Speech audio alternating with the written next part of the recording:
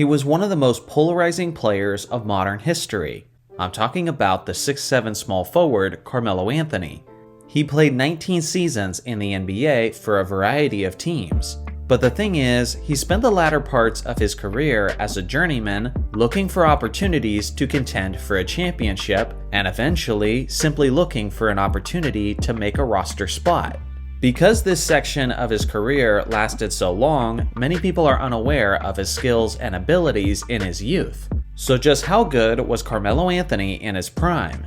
Today, I'll do my best to answer that, and we'll start as we always do by taking it back to the beginning of his career. After spending a year at Syracuse, Carmelo Anthony declared for the NBA draft. Heading into the 2003 draft, a young graduating high school student named LeBron James was the hype of the sports world. With that being said, many people had Carmelo on their radar, and a few analysts even predicted that he would end up being better than LeBron James. But make no mistake, basically everyone expected LeBron to be taken with the first overall pick by the Cleveland Cavaliers, and that's exactly what happened. But positioned with the second pick was the contending Detroit Pistons, who made the mistake of picking based on position needs rather than the quality of the talent. They took the 7-foot Serbian Darko Milicic, who ended up being one of the biggest busts in NBA history. Regardless, the Pistons went on to win the championship that season. So Carmelo being drafted by the Pistons remains as one of the greatest what-ifs of basketball history. Instead, in reality, Carmelo was selected with the 3rd overall pick by the Denver Nuggets. This was a Denver team who was coming off of an embarrassing season with the worst record in the NBA at 17-65. At only the age of 19, Melo had his work cut out for him if he was going to turn this franchise around, and he wouldn't waste any time having an immediate impact. Immediately, his fantastic skills were on display, as he had solid footwork, a lethal pull-up jumper, and was quickly establishing himself as one of the premier one-on-one players of the league. In his debut year, he averaged 21 points, 6 rebounds, and 3 assists on nearly 43% shooting from the field. Alongside of the newly acquired Andre Miller, Melo helped the team bounce back from a 17-65 squad to a playoff-bound 43-39 team. Although LeBron was honored as that season's Rookie of the Year, many people still believe that that award should have gone to Carmelo instead. And when you look at their production and the results of the teams next to one another, you can at least make the case that he was robbed of the award. His sophomore season was more of the same, but it wasn't until his 3rd and 4th season where he truly broke out as one of the best players in the game. By the 06-07 season, at only the age of 22, he was putting up averages of 29 points, 6 rebounds, and 4 assists on nearly 48% shooting from the field. He was second in the league in scoring that season, trailing only Kobe Bryant. It was also around this time that people started realizing that not only is Carmelo a near unstoppable player in isolation situations, but he was also one of the most clutch shot makers in the entire league. No, seriously, I don't think most young fans realize how often and how automatic Carmelo was in game-winning situations, as it seemed like he was clutchly closing out fourth quarters every other night during his prime. The reason he was so good in those situations is because Melo was one of the best players ever at getting good looks when he wanted them. As a 6'7" player with size, strength, and sound fundamentals, he was able to score at will and would methodically get to his spots on his timing. Many of the elite players he played against remember this aspect well. For example, on multiple occasions, Kobe Bryant has referred to Melo as the hardest player to guard. To quote the Mamba in 2011, when he was asked who was the most difficult player to guard, he said, "It's Carmelo Anthony, by far. His size and strength, he knows how to use it. He throws his weight around. If you look at some of the other players, LeBron James, Dwayne Wade, and some of these other guys, they're either all the way to the basket or they're long range. But Melo, he can post up, he can finish at the rim, he has a mid-range game, he has a 3-ball game, he can pull up left, he can pull up right, he can step back left, he can step back right. So that gives a lot of options as an offensive player." That wasn't just an opinion of the Mamba, but many star players who were unfortunate enough to defend a prime Melo were asking themselves, how do I stop this guy? Now make no mistake on who Melo was. At his core, this guy was a pure scorer, a flat-out bucket getter. During his time in Denver, he never once averaged at least 4 assists per game. His specialty was making plays for himself, and not necessarily for others. On the other hand, he was never known as anything greater than a subpar defensive player. At the time, the league was filled with great two-way players, like Kobe, LeBron, Wade, Duncan, and Garnett. So whenever the conversation of the best player of the game came up, and someone mentioned Carmelo Anthony, the response was almost always, yeah, but what about defense? Because he was lacking on that end of the court, people never seemed to give him as much respect as the other top scorers in the league. Now, as Melo progressed in his career, the Nuggets organization tried several different experiments to give him a contending supporting cast. And after Andre Miller came Allen Iverson.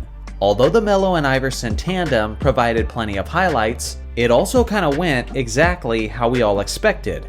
Both players were extremely ball-dominant scorers, who didn't necessarily complement each other on offense. And obviously, the perimeter defense was a bit of a weak spot. For the first 5 years of Anthony's career, he was eliminated out of the first round of the playoffs. But all of that would soon change with one major acquisition. Early in the 2008 to 2009 regular season, the Nuggets traded Allen Iverson to the Detroit Pistons in return for the former Finals MVP winner Chauncey Billups. Now Melo had a point guard who operated more like a true floor general, and more appropriately complemented his game. At the end of that regular season, Denver had a 54-28 record, which was good enough for the second seed in the Western Conference playoffs. Everything seemed to be clicking at just the right time. They comfortably eliminated a talented Hornets team in just 5 games. And then, in the semifinals against Dirk Nowitzki and the Mavericks, Melo absolutely exploded, averaging 30 points and 7 rebounds on insane efficiency splits, and his Nuggets convincingly won the series in just 5 games. In the Western Conference Finals was a matchup with the defending West champions, and a team hell-bent on NBA Finals revenge, Kobe Bryant and the Los Angeles Lakers. What ensued was one of the greatest solo battles in playoff history, as Kobe and Carmelo brought the physical intensity while skillfully trading baskets back and forth throughout that 6-game series. After the hard-fought series was over, the Lakers prevailed, and went on to win the NBA championship over the inferior Orlando Magic. I truly believe that if Kobe and the Lakers were not standing in the way, then it would have been Carmelo Anthony and the Denver Nuggets who won the 2009 NBA championship. After that incredible run, the Nuggets would revert back to their old ways, losing in the first round for the foreseeable future. Eventually, Carmelo Anthony did demand a trade specifically to the New York Knicks, and he got his wish. But the results were a bit of a mixed bag. After 2 first-round exits in the first couple of years in New York, they finally seemed to have a squad ready to compete, with weapons like Amari Stoudemire and Tyson Chandler. Seeing the opportunity for a shot at a championship, Melo also had a massive year on an individual level, as he won his first scoring title with an average of 28.7 points per game. This all resulted in them winning 54 games and securing a second seed in the Eastern Conference.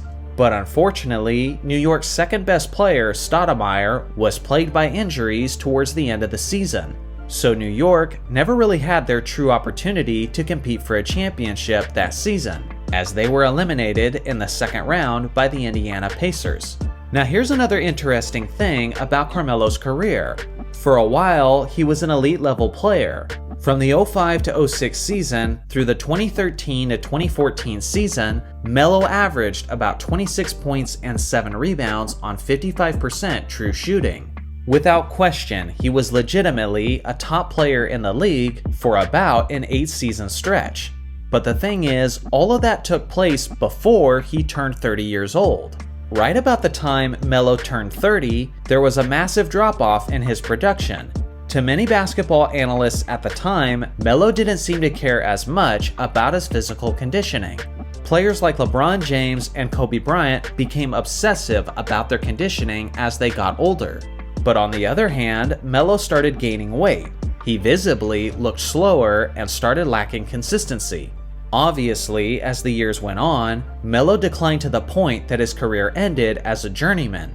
But what's crazy is that the significant decline started at just the age of 30. So again, we ask the question, how good was a prime Carmelo Anthony?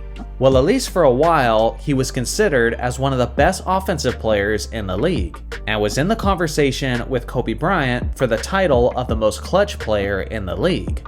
But even then, he wasn't without his flaws. His defense was subpar at best. He wasn't a great facilitator, and due to his lack of solid conditioning, his prime didn't last as long as his superstar peers. Because basically the entire second half of his career was on the decline, I think people have forgotten or just never knew how good prime Melo actually was, as he very nearly led the Nuggets to win it all in 2009. And who knows, if Detroit has selected him in 2003, that championship may have came long before that. So what do you guys think? How good was Carmelo Anthony in your own words? I look forward to hearing your thoughts in the comment section below. Thanks for watching as always, make sure to like and subscribe for more basketball content, and I'll see you guys in the next video.